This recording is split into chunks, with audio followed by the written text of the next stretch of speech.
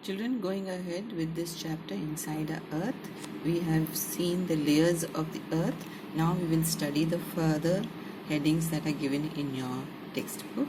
So we have done the interiors of the earth and what is there inside the earth. Today we are going to learn about the formation of rocks, what are rocks, types of rocks and uses of rocks.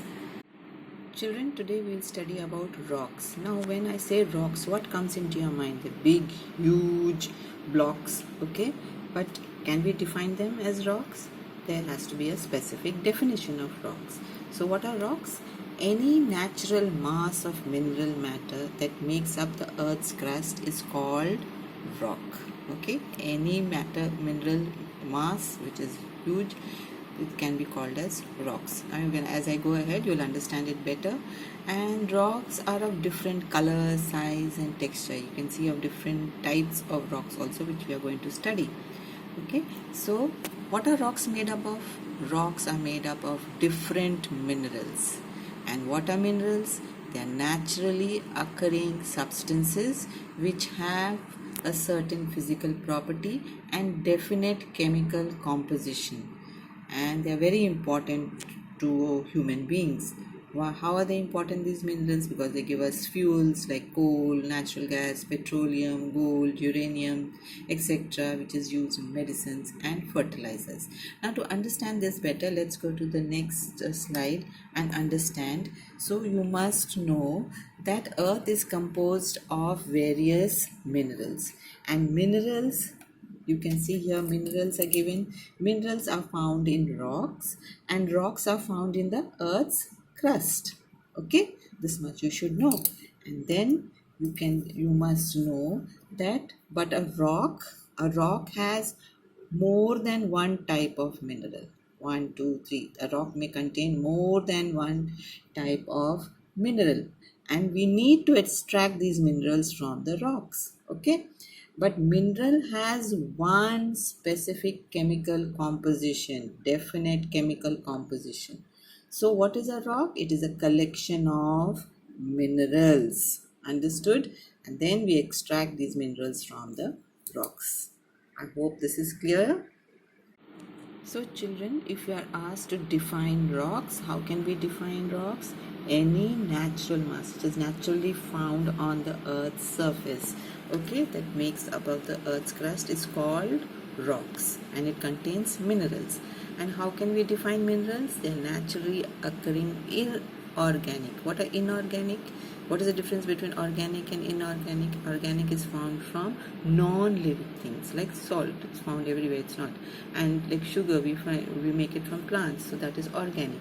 So it's made from non-living solids, and they have a fixed chemical composition, which is also found in the earth's crust. Okay, like beneath the crust also, and in the crust also. Understood? So this is how we define rocks and minerals. Okay, children, moving ahead, now we will learn about the types of rocks. Now there are three major types of rocks that are found on our earth's crust. One is igneous rocks, the other is sedimentary rocks, and the third is metamorphic rocks. So these three types and how they are formed, we are going to learn about it. Children, first we will learn about the igneous rocks. What are they? Okay, igneous comes from a Greek word, igneous, which means fire. The word igneous means fire. And how is it formed? If you can look at this picture, you can see that when the volcano erupts, what comes out? Here it is magma. It comes out to the crust and it cools down there. When it cools down, it is called as lava. See, it's coming, magma is coming out, piling up here. It's called lava. It is cooling down to form igneous rocks. Now formed underground by the trapped magma, you can see here under the crust there is lots of molten material which is called as magma, and when volcano erupts, they all come up. You can see the volcano is erupting. Yes, from the vent, all this lava is solidifying here. Yes, it cools and it forms igneous rocks. That is why the name is given as igneous, which means fire rocks from the volcanic eruptions. Okay, Children, one important thing that you must know, that when the earth was born, all the rocks that were found on the earth were actually igneous rocks made from volcanic eruptions when they cooled down, and that is why they are called as primary rocks. Primary rocks, because when the earth was born, the only rocks that we had was the igneous rock. They are also called as volcanic rocks. Okay, so but there are two types of igneous rocks that we must learn. One is intrusive igneous rock and the other is extrusive igneous rocks. Now, what is intrusive? Now, when this magma, it doesn't come out and just cools inside the earth's crust, then it is called as intrusive rocks inside. Okay, that is why in is given here. Intrusive rocks forms below the earth's surface and they have large grains and they cool down slowly. Why do they cool down slowly here? Because it's not in contact with the atmosphere and it takes a long time to cool. So that is why they are called as intrusive rocks. They don't come out on the earth's crust. They remain inside. Okay, and what are extrusive? That means that when the magma comes up, all that molten material comes out and settles on the earth's crust. It is called lava. Yes, and then it cools quickly because of the atmosphere present, air present on it. Yes, it cools rapidly and it forms what kind of rocks? Extrusive igneous rocks outside on the earth's crust. Okay, like when we have to dry clothes, what do? We put it under the fan, it dries up quickly. So same thing when it comes out and on the earth's crust, due to the atmosphere and air blowing over it, it cools down quickly. So that forms as extrusive igneous rock. So you must remember two types of igneous rocks. Intrusive, where magma, when it is inside, it is called magma. This molten material, when it is inside the earth crust, it is called magma. It cools down there and forms rocks, then it is called intrusive. When it comes out to the earth's crust, it cools down, then it is called as extrusive. Now, if I ask you the difference between intrusive and extrusive rocks, so you can say first that the magma which cools inside the earth's crust is intrusive rocks, the lava which cools on the earth's crust is extrusive rocks. Okay, then intrusive rocks, you can say they have large grains because they cool slowly, and outside you can say extrusive rocks, they have fine grains because it cools rapidly. Okay, so this is the difference between intrusive and extrusive igneous rocks. And you must remember that all rocks, that when the earth was born, all rocks were igneous rocks or volcanic rocks. That's why they are called as primary rocks. Children, let us look at the types of igneous rocks. We have granite, scoria, pumice and obsidian. These are some of the types of igneous rocks. Children, now let's see about the next type of rock, that is sedimentary rocks and how they are made. Now sediments, when these igneous rocks, they break up into small pieces, okay, then called as sediments. What happens? They are transported by wind and water. You can see by wind, water, they are transporting, and they settle down in the layers of lakes, rivers, oceans and seas. Okay, and these layers keep building up and the pressure keeps, they are being compressed and pressed all the time. So you can see all this being settled down in layers and layers, and they start building up, and due to pressure compiling over there, they become hard. And in these rocks, because animals and plants live on land, they die, and then they are transported by wind and water into these layers of rocks, and they get compressed and they formed fossils. So fossils are only found in sedimentary rocks, because animals and plants, they live on land. Yes, and when they die, they are also transported with these sediments and settle on the bottom of the lakes, rivers, seas and oceans. Okay, and then they form layers and layers, and with due to time, they get compressed and become hard sedimentary rocks. They are also called as stratified rocks or layered rocks. So children, with pressure and time, turns the layers to rocks. So this is very important. Wind and water break down the earth's rocks, and bits of earth settle in lakes and rivers. Layers are formed and they keep building up, and due to pressure and time, layers turn into rocks. So they are called as sedimentary rocks. Okay. Let's see, children, the types of sedimentary rocks. You can see here the various types of shapes and colors. They are sandstone, limestone, gypsum, shale, conglomerate. All these are certain types of sedimentary rocks. Children, let's learn about the third type of rock, that is metamorphic rock, and how they are formed. Okay, now what is the meaning of metamorphic? That means, have you learned about this metamorphic cycle, right from a small caterpillar to turning of a butterfly? That whole process is called as metamorphic cycle. So here also these rocks undergo a complete change. They don't resemble their original parent. Okay, like limestone turns into marble. They undergo a complete change, and that is why this name is given as metamorphic rocks.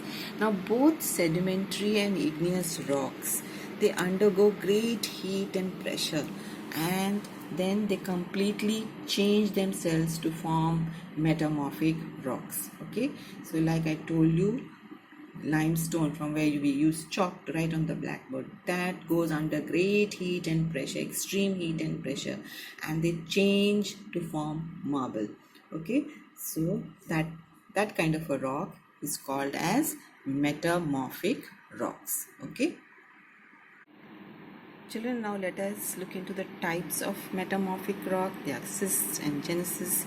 These are the two types of metamorphic rocks. Others are slate and marble. All these are also other types of metamorphic rocks. Children, we learn now about the rock cycle. But before we learn, I just want you to share about the water cycle. Like you see, water, there are three forms of waters. Yes, solid, which is in ice, liquid, which is water, and gas, which is water vapor. Now all this undergo a cycle, isn't it? So we see what are the three processes that take place in a water cycle. Evaporation, it goes as water vapor. Okay, gaseous form, then it condenses into, yes, and into droplets, into water vapor, condenses, and then it falls down either as liquid or solid, like hailstorms, snowfall, okay, rain. So this is the process, and this is a continuous process. This is what happens every day. Evaporation, condensation, and precipitation takes place, and that is why the level of water that was born millions of years ago remains the same on our earth. Okay, and why does this happen? Mainly because of two factors: because of the sun, which heats up, and because of the gravitational pull of the earth. So whatever is going up is pulled back by the earth. So all that water vapor that goes up condenses and is pulled back by the earth's gravitational force. So the main two factors in water cycle are sun's rays and the gravitational pull of the earth. So this is why this water cycle is maintained always: evaporation, condensation, and precipitation. It doesn't allow, after condensation, it doesn't allow it go into space. It is brought back to the earth by the gravitational pull of the earth. So sun and gravitational pull of the earth is important to maintain the water cycle. So like we have, this is a cyclic thing, keeps on going up and coming down. Same way we have rock cycle also. Children, this is the diagram of a rock cycle. You can see whatever is made again goes back and forms the same. We'll start. First, as you know, when the volcano erupts, what comes out? It's lava. Under the magma which comes out and cools on the earth's surface is called lava. It's in a molten state, is in liquid state. Then it cools down on the earth's crust, it solidifies and forms igneous rocks. Example, I've given you granite, basalt. All these are examples of igneous rocks. So when this lava cools and it solidifies, it forms igneous rock. Then these igneous rocks, and these are called as primary rocks, because when the earth was born, the only kind of rocks that we had were igneous rocks. Then these igneous rocks break down into small pieces and further it form into sediments, and through weathering. Which are the weathering agents? Wind, water, ice. They all transport all these sediments into the ocean, sea, river, lake beds, and they all get transported here, and layer by layer they are compressed here. Okay, compression and pressure, then they get hardened to form sedimentary rocks. Example of sedimentary rocks I've given you as limestone and sandstone. So two processes we have learned: cools and solidified igneous rocks are formed. Lava, when it cools and solidified, igneous rocks are formed. Then when these igneous rocks break down into small pieces due to weathering agents are wind and water. They're transported on to the riverbeds or ocean or seas or lake beds, and there they start collecting layer by layer, and in these layers animals and plants get trapped and formed fossils. Okay, so fossils are only found in sedimentary rocks. Why are they only found in sedimentary rocks? Because these animals and plants live on land, they die on land, and then finally get transported through water and wind with these sediments and get trapped in the layers of these sedimentary rocks. Now, next part. When both sedimentary and igneous rock are subjected to heat and pressure, extreme heat and pressure, both of them, they then completely change their structure. They become something else. Like I told you, limestone will change into marble. So this kind of a change is called as metamorphic rock. Okay. And then metamorphic rock again melts because of the interior heat and pressure. It melts, it comes out through the volcano, again cools and solidifies, again forms igneous rocks, then weathering forms sedimentary rocks, again due to heat and pressure of both these rocks, they form metamorphic rock. So you've seen the cyclic movement of rocks, how rocks are formed. So basically there are 4 points that you must remember. Once molten rock cools and solidifies, then igneous rock goes into weathering, then both sedimentary and igneous rock undergo heat and pressure, they form metamorphic rocks. Because of the internal heat and pressure, this metamorphic rock again melts, comes out on the surface of the earth. So this is the cyclic movement, and that is how rocks are formed. Okay, it keeps happening and it takes a long time. It doesn't happen very quickly. It takes hundreds and thousands of years for this rock formation.